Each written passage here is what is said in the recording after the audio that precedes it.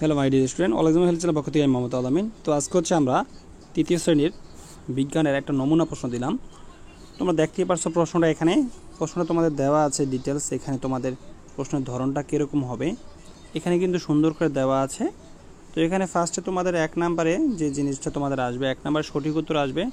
এখানে দেওয়া আছে 10টা সঠিক উত্তর দেওয়া আছে, তোমরা দেখতে পারছো 10টা সঠিক উত্তর। তোমাদের 10 নম্বর থাকবে একটা 1 করে, তারপরে 2 নম্বর থাকবে তোমাদের হচ্ছে শূন্যস্থান থাকবে।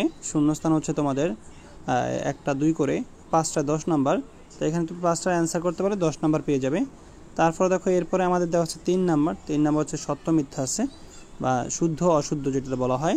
তো এখানে তোমাদের 5টা থাকবে, 5টা কিন্তু একটা 2 করে 10 নাম্বার থাকবে, এই অনুযায়ী তোমাদের নাম্বার হবে। তারপরে দেখো এই পাশে তোমাদের দেওয়া আছে 4 নাম্বার। 4 নাম্বার কী দেওয়া আছে দেখো, 4 নাম্বার আছে বাম ডান দেওয়া আছে। একটা হচ্ছে তোমাদের 2 করে, তো এখানে 4টা দেওয়া আছে, 4টা তোমাদের টোটাল হবে 8 নাম্বার দেওয়া থাকবে। তো এই 8 নাম্বার অ্যান্সার করবে। তারপর এখানে তোমাদের সংক্ষিপ্ত প্রশ্ন দেওয়া থাকবে, আর এখানে যে কোনো 10টা প্রশ্ন উত্তর দিতে হবে। এখানে তোমাদের 2টা বেশি থাকবে, 12টা প্রশ্ন থাকবে। 10টা প্রশ্ন উত্তর দিতে হবে, একটা প্রশ্নে 3 করে, তাহলে 3 10 হবে 30। তারপর এরপর দেখো তোমাদের লাস্টে যেটা সর্বশেষ হচ্ছে 6 নাম্বার। 6 নাম্বার তোমাদের থাকবে হচ্ছে বড় প্রশ্ন থাকবে, তোমাদের টোটাল থাকবে 6টি বড় প্রশ্ন থেকে তুমি যে কোনো 4টা বড় প্রশ্ন দিবে। একটা প্রশ্ন হচ্ছে তোমাদের 8 করে, তাহলে 4টা 32 হবে।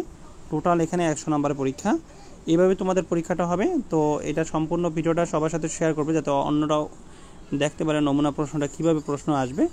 তো আজ এই পর্যন্তই, পরবর্তী ভিডিওতে আবার দেখা হবে। আল্লাহ হাফেজ।